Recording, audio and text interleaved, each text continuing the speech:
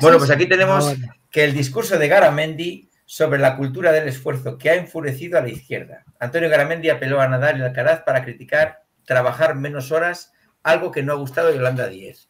Esto es sobre esto que se quiso aprobar de las 37 horas y media, reducción de jornada de 37 horas y media, y que hubo bastante debate. Y bueno, aunque tiene, como dice Juan, bastante por detrás de comentar. Sí, mucho. Pues el tema es este. Voy a poner las declaraciones. Estamos todos soñando y aplaudiéndole a Rafa Nadal, que yo creo que es nuestro líder nacional. Ahora Carlitos, todos Carlitos. ¿Tú crees que Carlitos trabaja 37 horas y media a la semana? No. Es la cultura del esfuerzo, la cultura de sufrir, de saber qué pierdes, qué ganas. Es una carrera que te planteas. Eso no son los estímulos que desde la sociedad se lanzan. Se lanzan este estímulo. Hai que trabajar menos para vivir mejor. E quero dirixirme ao señor Garamendi. Sí, quero dirixirme a él porque máis aló do machismo que rezuman as palabras que onte dixo sobre min,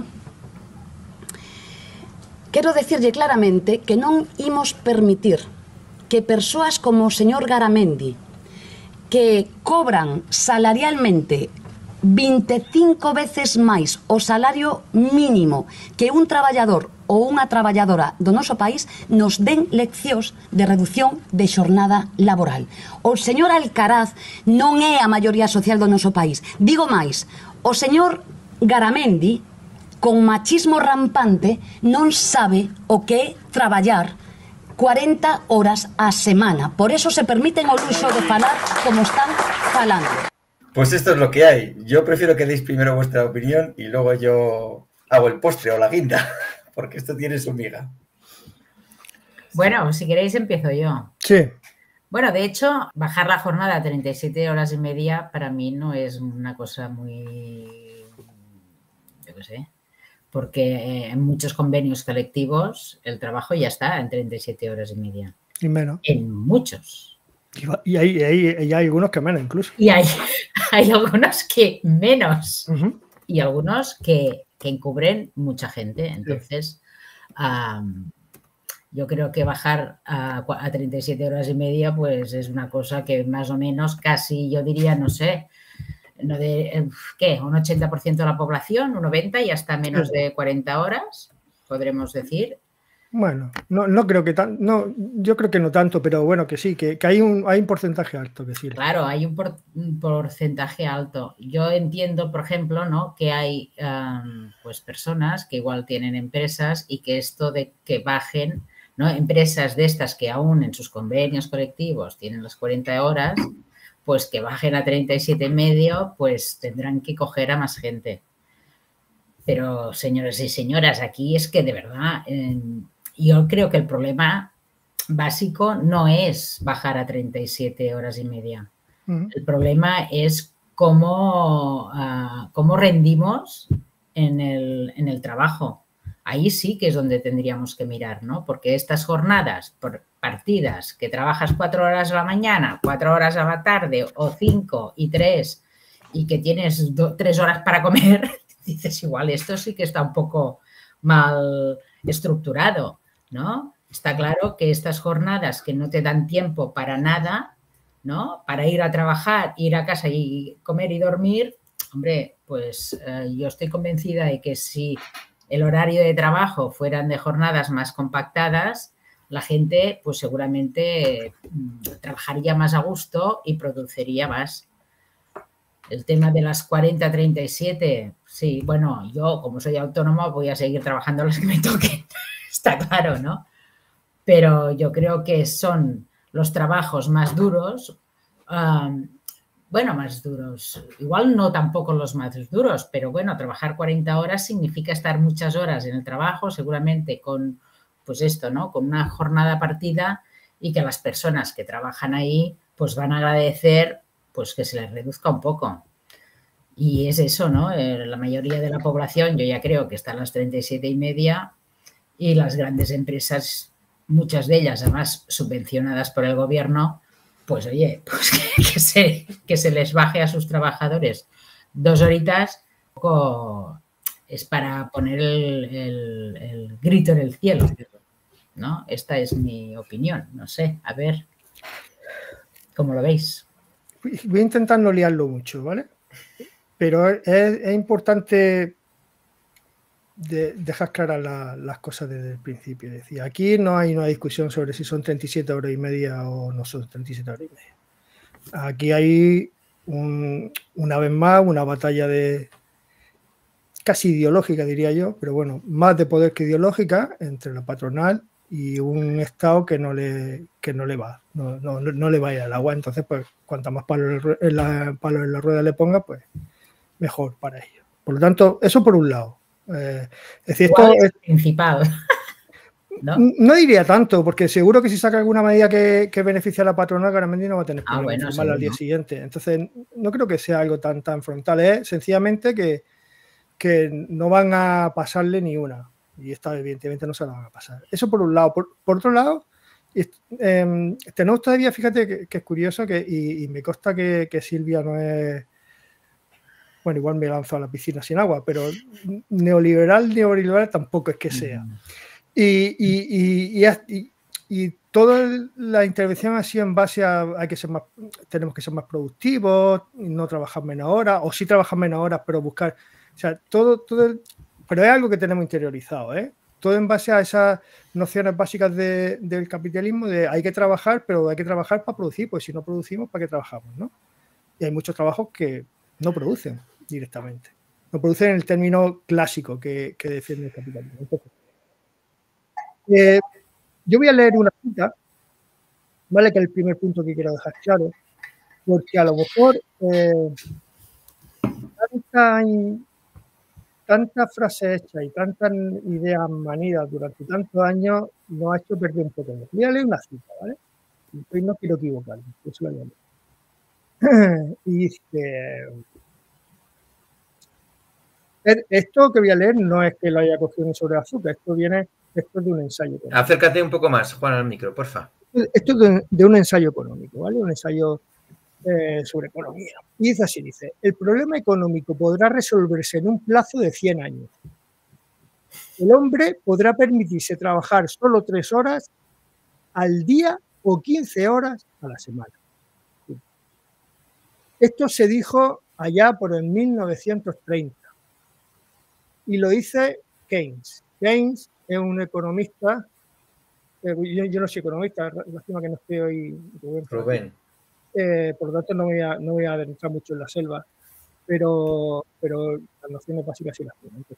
Keynes es, digamos, un referente en cuanto al liberalismo, o sea, al liberalismo después de la guerra de la Segunda Guerra Mundial, ¿no? Digamos que orientó un poco la marcha de lo que conocemos como nuestro liberalismo, capitalismo. Y él pensaba que los medios de producción, la tecnología, todo eso iba a avanzar de tal manera en 100 años, es decir, ahora, que ya no sería necesario trabajar tantas horas al día, que bastaría con trabajar 3 horas al día, 5 días a la semana.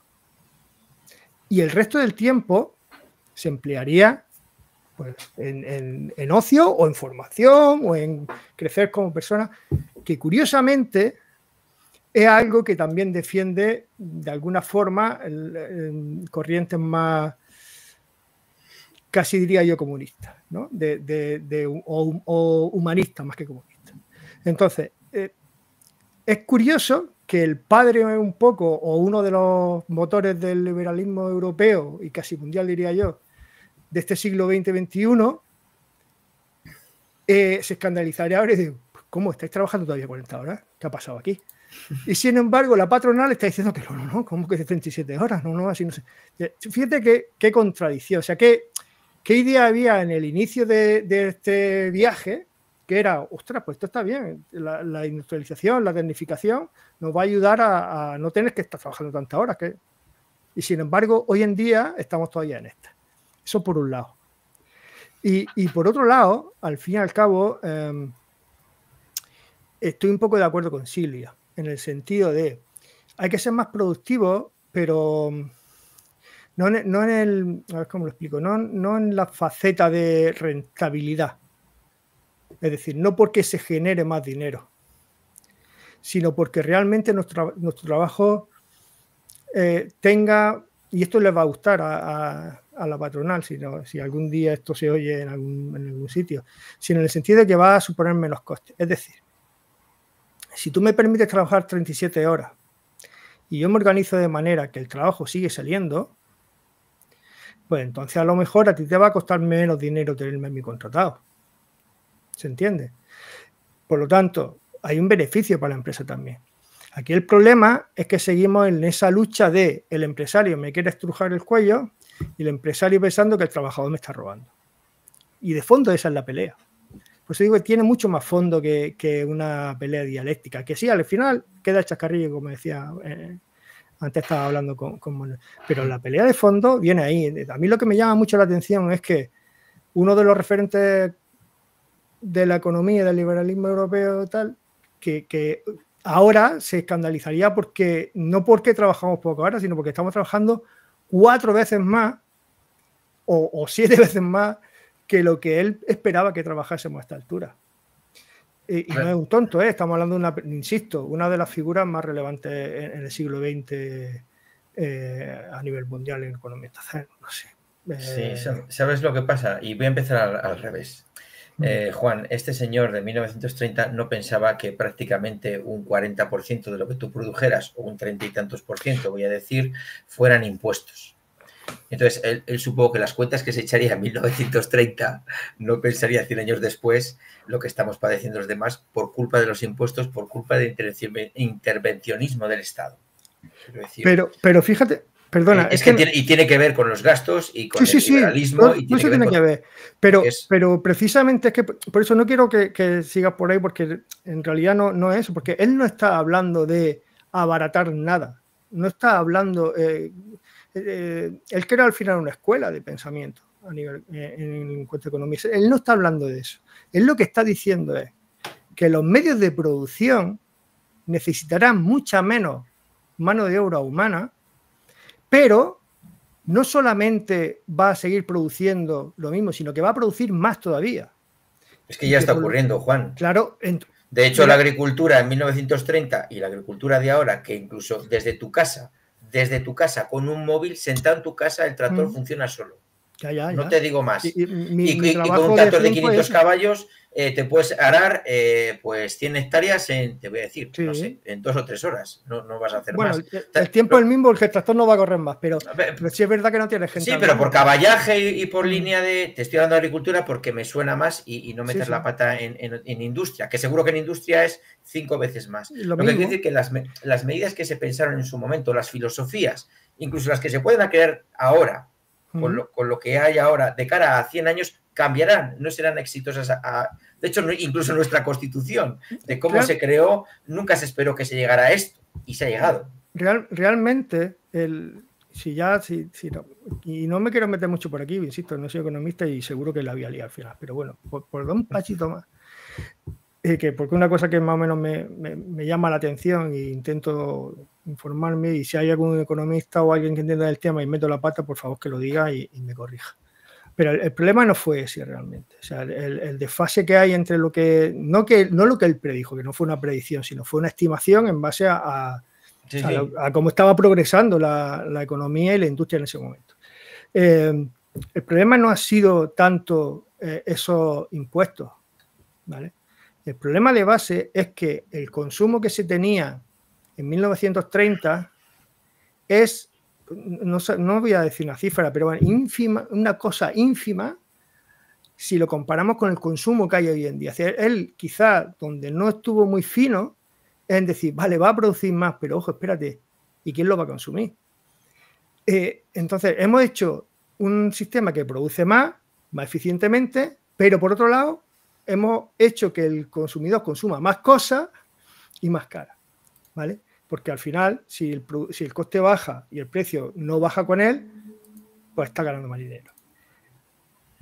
Por lo tanto, ese fue el desfase, que producimos más, digamos, sin necesidad de la mano de obra, pero enfrente tenemos un gasto que no teníamos antes. Es decir, este chascarrillo, que también lo es, pero para que se nos entienda todo, es que tú tus abuelos no se iban de viaje de novio a Cancún y no tenían Netflix, lejos de ser un poco no, bastante, ¿cómo se dice? Demagógico, pues tiene una parte de razón, ¿vale? O sea, tiene una parte de razón en el sentido de que no había esos gastos, no existía ese consumo adicional del ocio. Entonces eso es lo que él quizás no valoró bien. Pero insisto que es curioso que uno de los padres defendiese en su momento que más allá de que se pudiera o no se pudiera, él defendía eso. O sea, su idea era que la economía con el liberalismo llegara a ese punto. Y sin embargo, hoy en día, en los mismos que defienden, porque entiendo que Garamendi tampoco que sea muy anarcocapitalista, pues está defendiendo lo contrario. Ahí ese giro que hemos pegado en 100 años es lo que me llama la atención.